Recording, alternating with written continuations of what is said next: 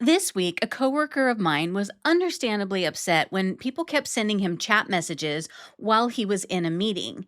He later said, "Why can't people respect the red?" And that got us into a discussion about the fact that a lot of people don't know that you can send messages later in Microsoft Teams. So today, I'm going to show you how to do that. Now, if somebody's in a meeting, you can see that their status icon is red.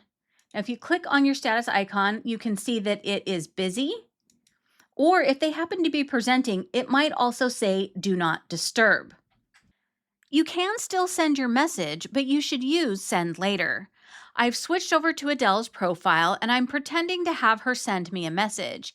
Here in the chat pane, she can see that I am unavailable and my status is red. So I'm going to go down to the bottom of the screen and quickly type a message. Let's say that Adele checked my calendar and she thinks that I'm going to be available at 3 o'clock. Instead of clicking the send button, she can right click it, and this will pull up a calendar where you can choose the date and then a drop down list where you can choose the time. Then click continue. Now you can see above the chat message, it says select send to deliver on July 12th at 3 p.m. This is where people make their biggest mistake. They think that once they've selected the time, the message is actually sent, and it's not. You still need to click the send button. Once I do that, you'll see that it now says sending on July 12th at 3 p.m. If you realize you need to change the message or the schedule, you can click the pencil icon and then click the drop down next to the schedule and select a different time. So in this example, we're going to pretend that Adele read my schedule wrong and I'm not really available until 3:30. You also have the option to cancel the send. Once you do that, you'll need to click the check mark to save the changes. I want to share a bonus option with you.